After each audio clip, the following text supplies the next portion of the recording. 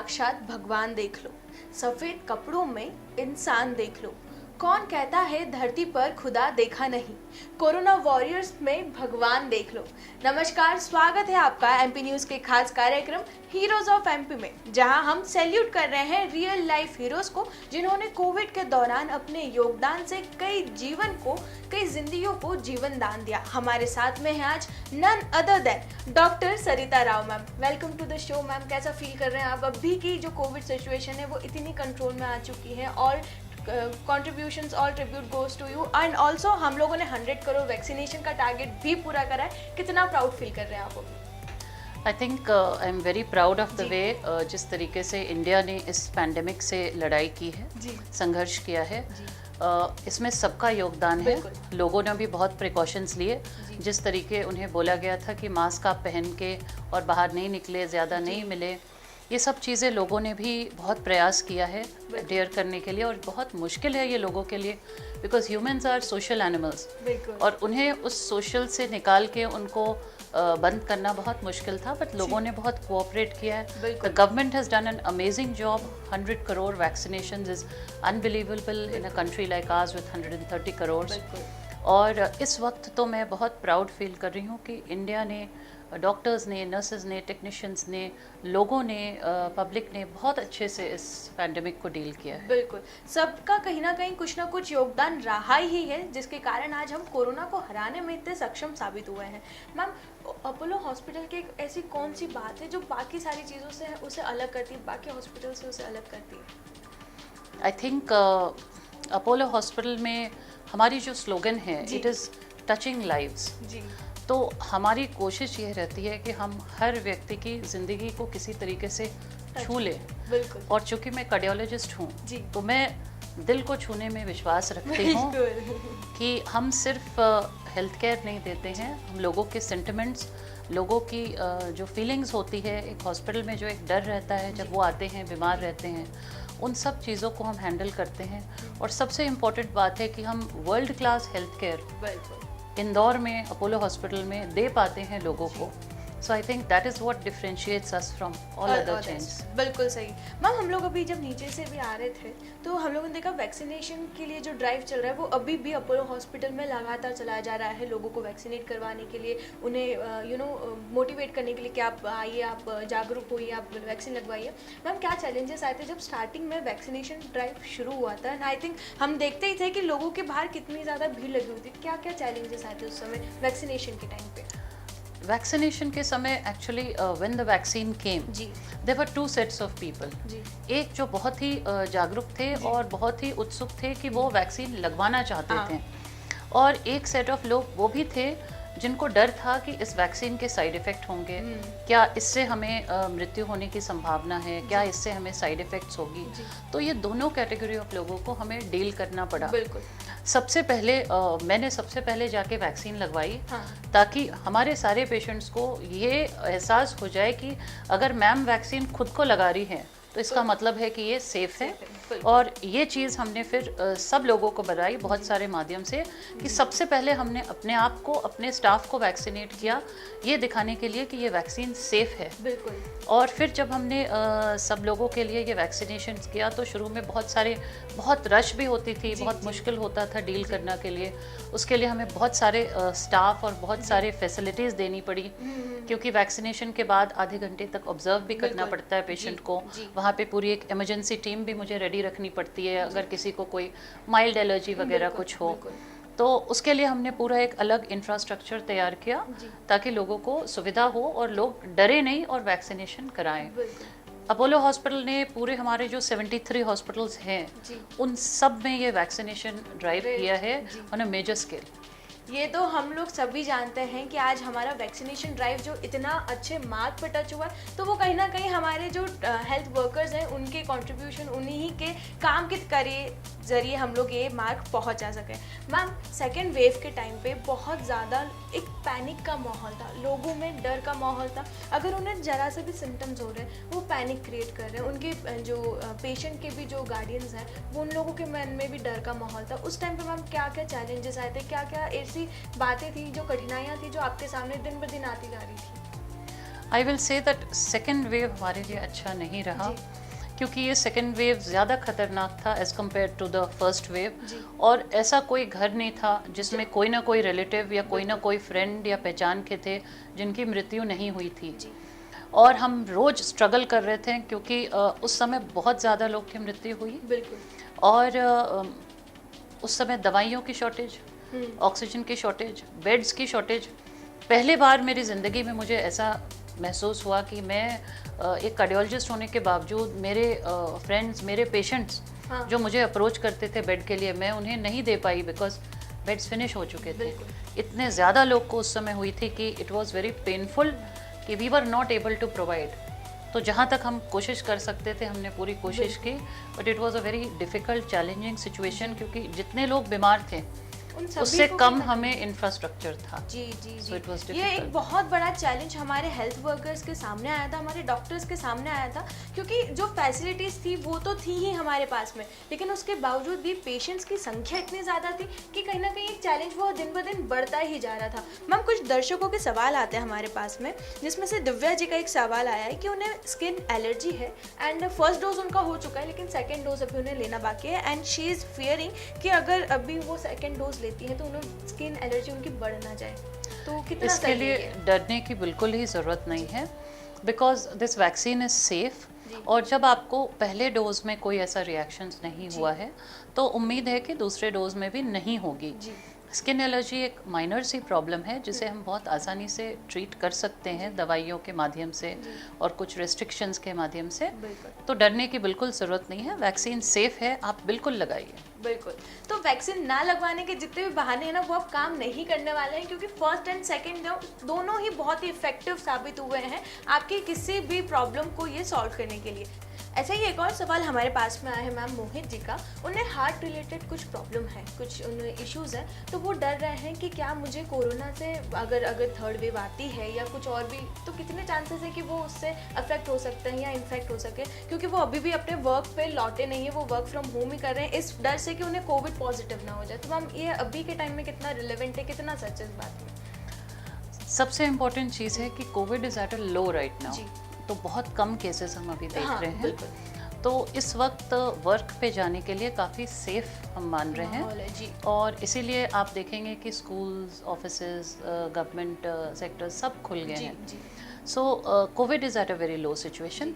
रहा सवाल हार्ट का, जिन पेशेंट्स को प्री एग्जिस्टिंग हार्ट डिजीज़ है उन लोगों के लिए कोविड ज़्यादा खतरनाक है, ये बात सच है, क्योंकि शरीर में अगर कोई भी कोमॉर्बिडिटी है, जैसे कि डायबिटीज़ है, हार्ट डिजीज़ है, हाइपरटेंशन, इन लोगों को कोविड होने से उनकी प्रोग्नोसिस थोड़ी सी वर्स होती है।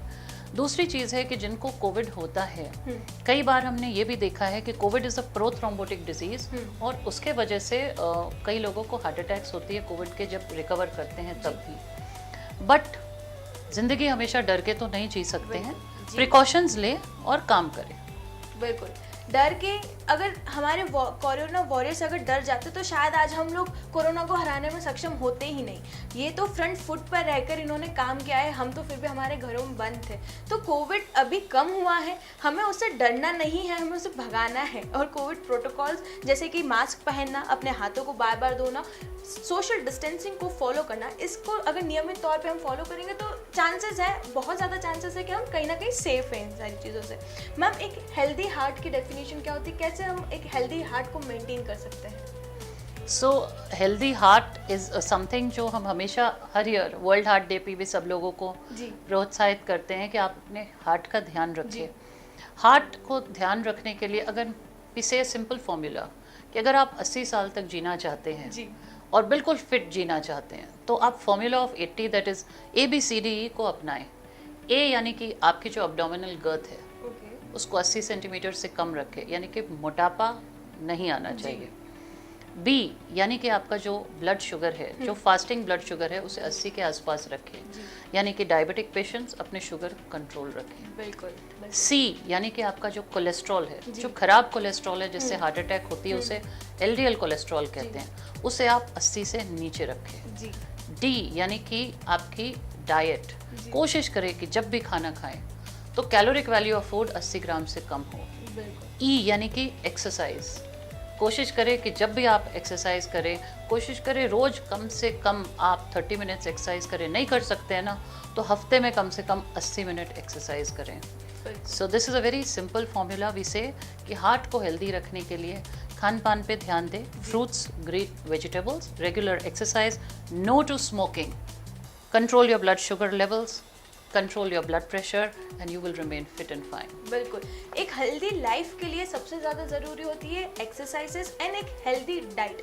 मैम बहुत सारे मिथ भी होते हैं, जैसे कि अगर हम इंस्टाग्राम या कोई भी सोशल साइट्स हम लोग स्क्रॉल करते हैं तो सबसे ज़्यादा बात ये आती है कि अगर आप स्ट्रेस लेते हैं, अगर आप टेंशन लेते हैं तो आपको कहीं ना कहीं इफेक्ट आपके हार्ट पे पड़ता है। कितना सच है ये मैम, कितना ये बात सच है, because in today's day and age what we are seeing there is a strive for success in the younger population. और आजकल आपने सुना होगा कि 20 साल के लड़के को हार्ट अटैक हो गया, 24 साल के लड़के को हार्ट अटैक हो गया। तो इसमें जेनेटिक्स का रोल तो है ही, उसके साथ साथ जो स्ट्रेस लेवल यंगर जनरेशन पे आजकल है, the pressure to perform, the huge level of stress which they face every day, peer pressure, इन सब चीज़ों का भी बहुत बड़ा रोल है। तो अपने आप को डिस्ट्रेस करने के लिए हर व्यक्ति को एवरी डे कम से कम हाफ टू 1 आवर अपने लिए निकालना है इन activities like either meditation, or age old yoga, exercise, कोई हॉबी जो उसके डिस्ट्रेस करे। ये सारी चीज़ें करना बहुत ज़रूरी है, because stress is a major factor of heart attacks. बिल्कुल, जब सेकेंड वेव आया था तब हम सब ने योगा, ब्रीदिंग एक्सरसाइज को काफ़ी ज़्यादा एक बढ़ावा दिया गया था, लोग फॉलो भी कर रहे थे, और अब हम देख रहे हैं तो वो कहीं ना कहीं घटता जा रहा है। तो जो हमारी पुरानी संस्कृति चली आ रही है उसे ना छोड़े, योगा आज भी काफ़ी ज़्यादा इफेक्टिव है। मैम कितना ये इस बात में आपका मानना है? मैं मानती हूँ कि yoga is one of the best forms of exercise, और ये हमारे कल्चर में है जी, और बहुत ही अच्छी चीज़ है। आप कोई भी फॉर्म ऑफ एक्सरसाइज जो आप प्रेफर करें वो करते रहें। अगर योगा कर रहे हैं तो बहुत अच्छी बात है, अगर साइकिलिंग प्रेफर करते हैं तो वो भी करें, अगर वॉकिंग कर रहे हैं, मैराथनर है, वो भी करें, बट किसी न किसी फॉर्म में एक्सरसाइज ज़रूर करें, क्योंकि इसके बेनिफिट्स प्रूवन है for the heart and for the whole body as such. बिल्कुल। मैम जब कोविड काल चल रहा था, जब आप उस टाइम पे आप काम कर रहे थे, तो ऐसा कितने चैलेंजेस आपके सामने आए थे और कितनी लोगों की टीम बनी हुई थी? आई एम श्योर आप भी रात भर जगे होंगे, तो कितना वो टाइम पीरियड था आपका? It was a very difficult period you will say, because जब कोविड आया था उसमें मल्टीपल चैलेंजेस है। डॉक्टर्स लगातार अपने घर से बाहर जाके कोविड पेशेंट्स को हम डील कर रहे थे, और उस समय कहीं ना कहीं हर व्यक्ति के मन में ये भी बात आता है कि मेरे भी घर में बुजुर्ग लोग हैं, बिल्कुल, मेरे के भी घर में छोटे बच्चे हैं, बिल्कुल। और जब भी हम जाते हैं हॉस्पिटल और कोविड पेशेंट्स को डील करते हैं, then there is a chance कि आपको भी कोविड हो सकती है। बट जब भी आप ये वाइट कोट जब हम पहनते हैं, जब हम हिपोक्रेटिक ओथ लेते हैं, तो it is to serve people. तो सेवा सबसे बड़ा धर्म है और इसे हमें निभाना है। और इस कोविड पैंडेमिक के वक्त में doctors as warriors they have come in front and they have played their role perfectly. बिल्कुल, तो वो करना ही है। हमारे हॉस्पिटल में मेरे ख्याल से बहुत सारे मेरे स्टाफ, मेरे डॉक्टर्स कोविड से पीड़ित हुए, और वी आर लकी कि हम अपने सारे डॉक्टर्स, सारे स्टाफ को बचा पाएँ, किसी की ऐसी मृत्यु नहीं हुई। We were able to save most of them. So but this is part of our challenge. आपको कभी डर नहीं लगा कि मैं कोविड पॉजिटिव हो सकती? बहुत बार जी। तो जब भी हम बीमार होते हैं, जब भी खांसी आती, सर्दी आती, फीवर आता, अनयूजुअल काइंड ऑफ थकान होती थी, तो हमें भी भेजा जाता था कि आप टेस्ट कराइए कहीं आपको है, बिकॉज हमारे आसपास सबको हो रहा था। बिल्कुल बिल्कुल। बट द क्वेश्चन इज़ कि मेरे कैथ लैब में भी स्टाफ को हो गया, मेरे ओपीडी में भी आप जितने स्टाफ देख रहे हैं उन्हें हुआ, आईसीयू में भी बहुत स्टाफ को हुआ पेशेंट केयर करते समय, और कहीं ना कहीं हमें भी डर था कि हमें होगा। तो जब भी हम बीमार होते थे हमारी टेस्ट होती, बट आप देखिए कि ऊपर वाले की कितनी कृपा है कि हर बार टेस्ट नेगेटिव आई। क्या बात है।